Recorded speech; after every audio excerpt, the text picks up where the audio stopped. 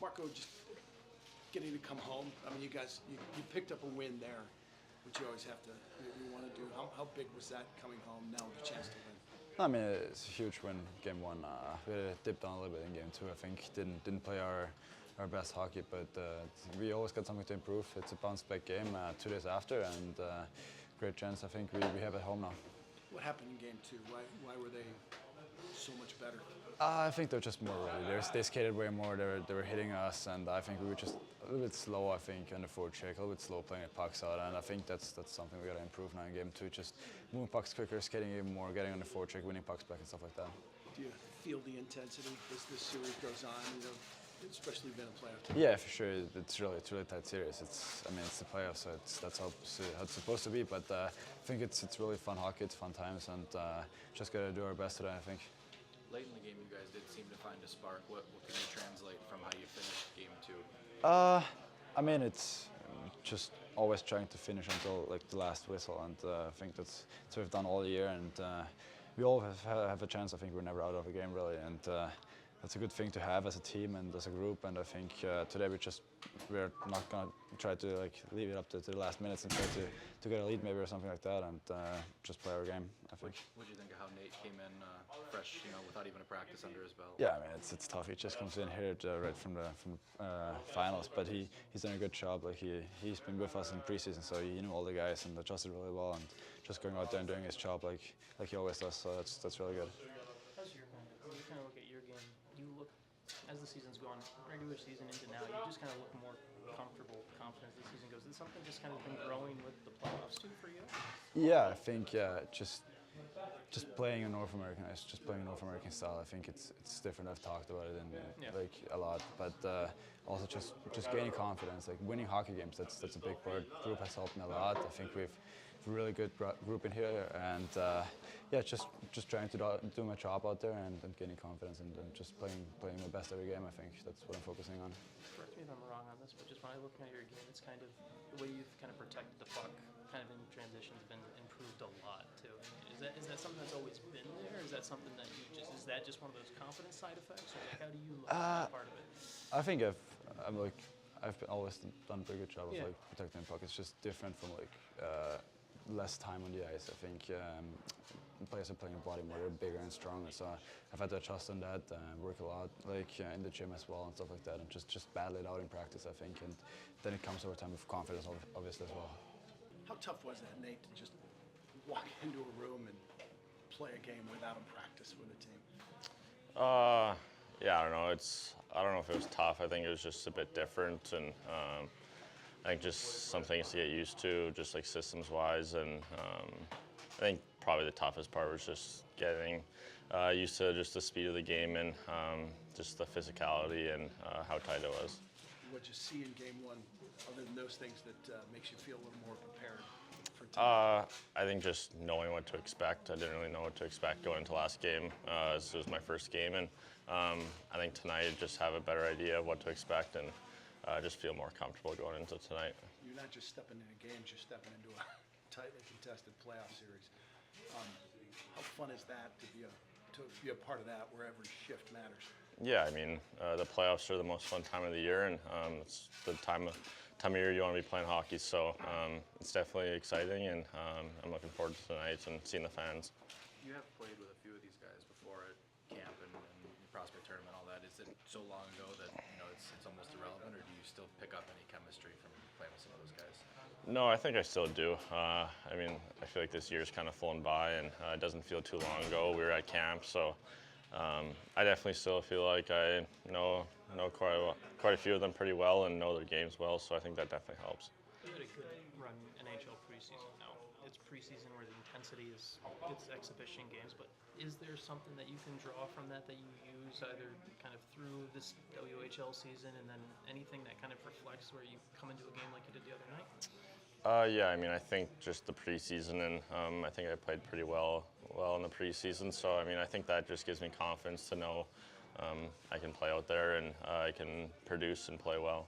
What's kind of when you come in and you sit down with Dan? What's the kind of balance of he's bringing you in and you're going over stuff? It's a team that plays a certain way and everything. Like, what's the balance of learning a system? Like, how how do you avoid information overload, I guess, for lack of a better word, when Dan comes in and helps you? Yeah, I mean, I think they've done a good job.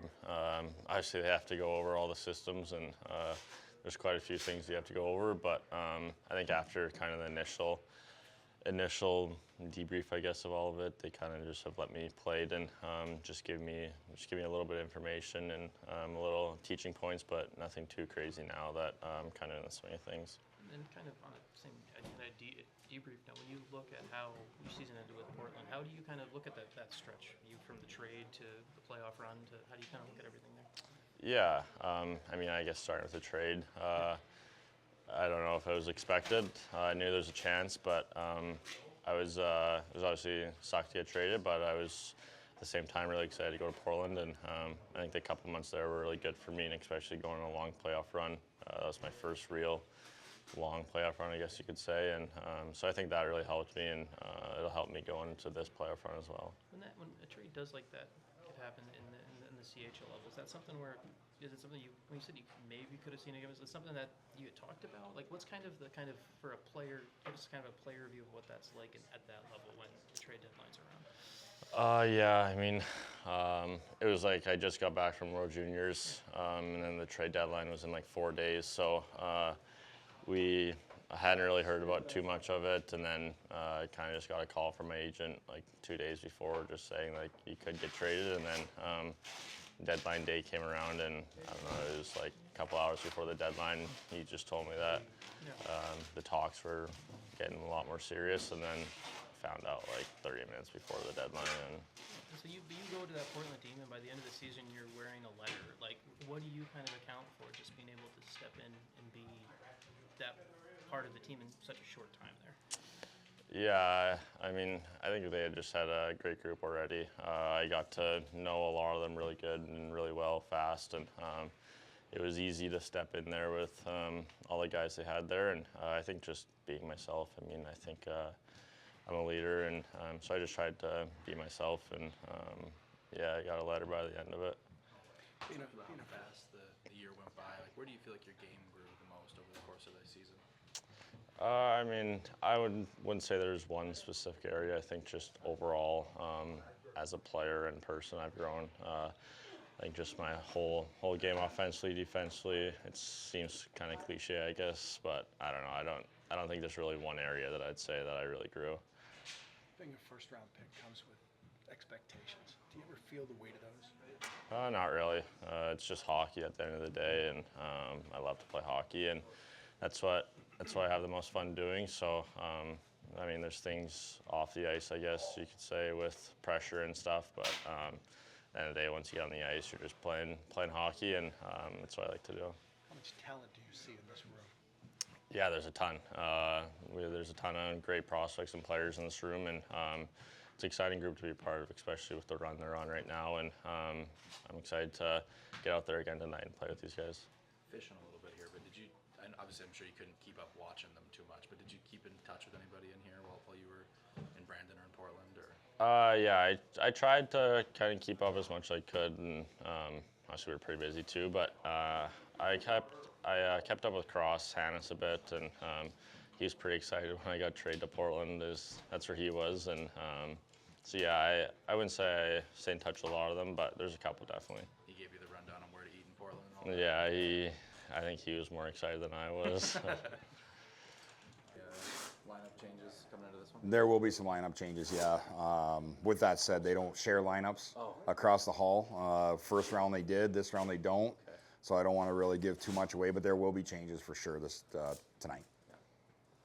What do you think of Nate's performance in the first game, and how difficult is it for a kid to just step in like that in this situation? It probably is hard. I'm sure there's some nervousness a little bit. We literally sat down that morning, went over systems with him. With that said, he's mature. He's been through situations where there's a lot of pressure on him, and he's handled it well. And I thought he handled his game the other night extremely well. And he thinks the game, and so that helps players that are thrown into situations like that get through a game like that just by the way he sees it, the way he thinks it, the way his vision on the ice. He's responsible. He's a responsible 200-foot player. So I liked his performance, and I'm excited because he's only get better as we go through each day he's here. What was your message to the team after that Game 2 loss? You know, I talked to him yesterday morning, and it's more of, you know what, we went in there, we did a job. You have to win a game on the road when you don't have home ice advantage, and we did that. Whether it's game 1 or game 2, it doesn't matter. We did it. Now we have a big task ahead of us of protecting home ice. We're going to handle this one game at a time. The start's going to be really important for us, but all our energy will be focused on tonight's game. How difficult is it to handle the emotions of a series? Because there's so many ups and downs, like the win in game 1, the loss in game 2. How do you stay steady? Well, it's mindset. You know, we had a good team meeting before playoffs started that we don't want to be on a roller coaster ride. We want to make sure that we're staying flat, we're staying level. You know, wins can't be too high, losses can't be too low. Regardless of score, regardless of what happens, we got blown out here 5-1 round 2. And it doesn't matter what the score is. A loss in playoffs. All that matters is the W and the L at the end of the game. Don't worry about score, how it happened, learn from it, and away we go. So again, yes, we lost game 2 there. With that said, we're still a confident group. We're still a group that believes in each other, and there's no reason to get down. You know, we're in a good spot right now.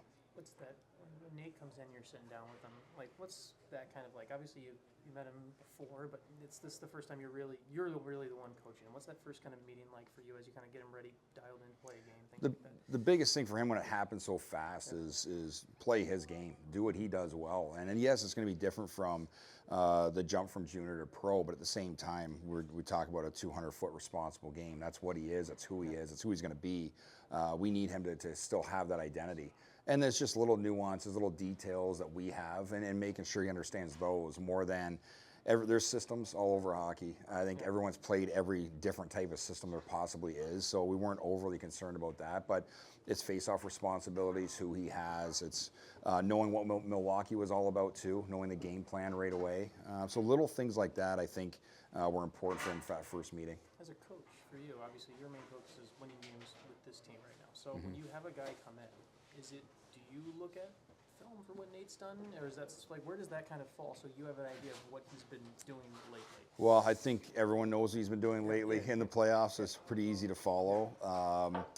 But yeah, I think over the course of the year, I think when there's opportunities to potentially get guys here, you start doing a little legwork. Whether it's myself, Steph handles the forwards. I know he is watching a lot of video, especially special teams.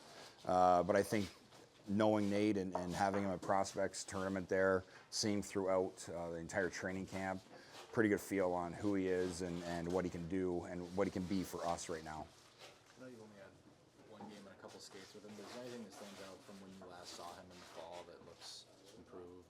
Yeah, I think just his overall game has improved, his strength has improved, and that's the biggest thing. These young guys come in, and that's what you want to see, is a stronger, more mature player, and that's what I see out of him.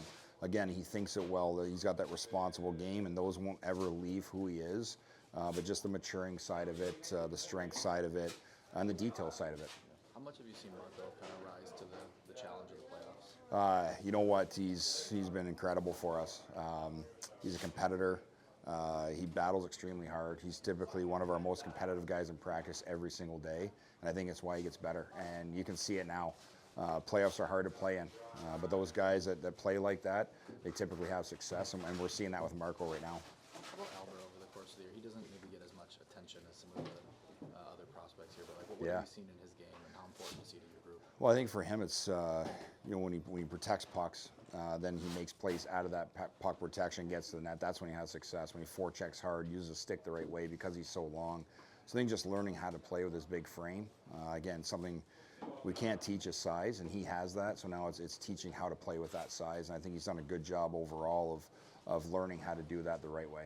Not asking for the lineup, but just out of curiosity, because you have a good amount of spots where your lineup is impacted by the vet rule, and you've got a group. Just tell me, as a coach, managing that dynamic in the AHL roster, that's something I think. What's that like, and just kind of how you approach that and communicating it with guys, because it's not. It's a rule you have to deal with. Yep, Right? it is. And when you have an issue like that where you have too many, it's about communication, letting the guys know usually before the lineup goes up, so they're aware of what's going on. Those are tough decisions every single time. It's certainly hard because, this is their job. They want to play. Everybody wants to play this time of year. There's no doubt about it. But that's where we talk about being, having a good team mentality, not being selfish. We're here to win a hockey game tonight. We're here to hopefully have a long, deep playoff run. And some guys are going to be part of every game, and some guys are going to be in and out. And it's the way you handle it as individuals is what's going to help the team. I think you were talking about Elmer just now. I was trying to ask about Albert Johansson. Oh, Albert. I thought you said Elmer. Yeah, I mumbled. Though Albert's just, again, he's responsible behind that blue line. I think his mobility helps him quite a bit defending. And I just think, he sees the plays really well, kills plays on line rushes, and it makes a good first pass. And I think he's a guy that you have to coach, you have to see him a lot to appreciate what he does, because some games you're not going to notice him, and that means he's doing the right things. In other games, I remember one game he scored 2 goals by having a good one-timer, and so he can do a lot of different things, but when you don't notice him is when he's having his best games, but you have to see him enough to appreciate it.